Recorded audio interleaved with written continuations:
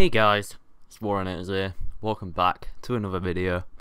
Now today I'm in some Visual C++ 2010 and I'm going to give you guys a basic rundown on coding your first ever program. Now, the reason I'm doing this is because I was thinking the other day, most of the time when you're using an application on your computer, it heavily relies on coding, and to be honest, like, nowadays we just take it for granted. Like, everything in computing uses coding, and yeah, it's like a second nature to us, but many of us don't actually realise what actually goes into coding. I was watching a YouTube video the other day about the Curiosity rover, and there was about 500,000 lines of code that went into the programming of that thing purely for the landing. And yeah, there is some serious engineering behind coding, so I wanted to show you guys some of the basics of coding, and yeah, let's get right into this. So what I'm going to do, this is Visual C++ 2010 Express, by the way. Yeah, you should use this. I'll put a download link for it in the description. Personally, I think it's the best compiler. So yeah, first thing you're actually going to need when you code C++ or any programming is a compiler. This basically compresses all your code into like an exe, for example, or a jar file if you're using Eclipse, for example. So yeah, it basically makes it into a runnable file for the computer to understand. But yeah, anyway, let's get right into it. So first thing you want to do, you want to create a new document, new project, like that. This is going to be a Win32 console application. So, and then let's just name it Hello World.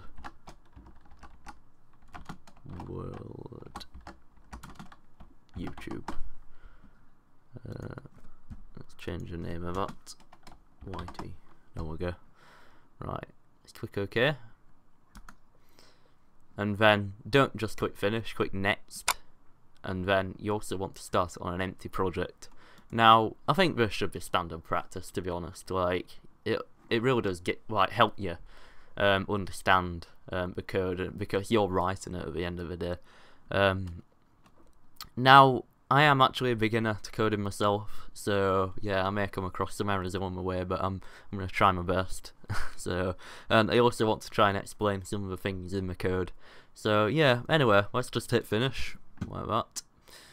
And then, for the time being, let's just add a new item, like that. Then we want to add a C++ file, name it Hello World YT. There we go, add. There we go. Now I'm actually missing the project sidebar for some reason. There we go. Right. Okay, so yeah, this is basically the Solution Explorer, and here you've got all your resource files, everything that goes into a project. So yeah, what you want to do, you want to basically select your source file. Mine's called Hello World YouTube, and then actually click that, right click it, then click Properties, and there's something that I want you to do. You've just got to modify this slightly. So right click that, click Properties, then go into Configuration Properties, then click Linker, and then you want to set this to No, like that. Apply. There we go. Right. Okay, so let's get into coding, shall we? First thing you want to do, you want to get a hashtag and then type include, and then space, a less than symbol, IO stream, like that. And then yeah, in fact no, that were a greater than symbol, then a less than symbol, like that. Now let's just cover what this is. Basically, include IO stream. You can include many things in your project. IO stream is like a basic logic function to allow you to output to the console.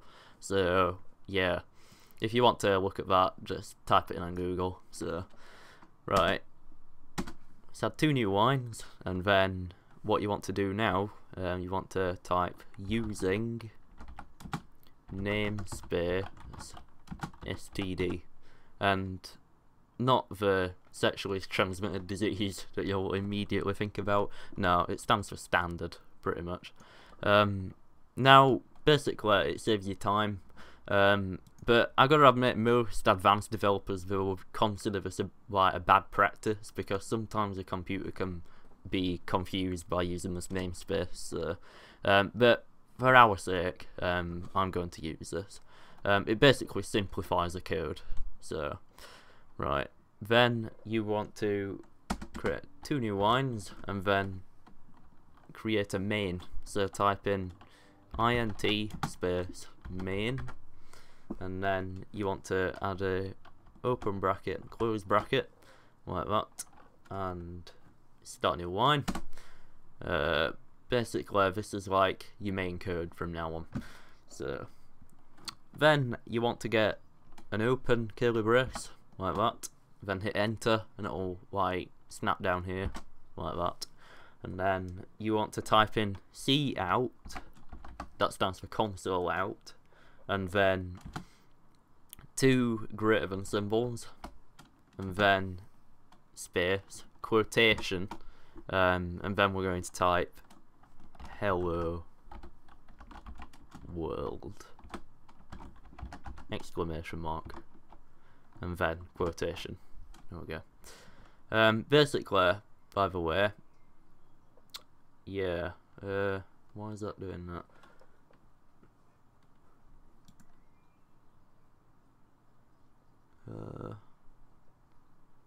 I should be fine actually.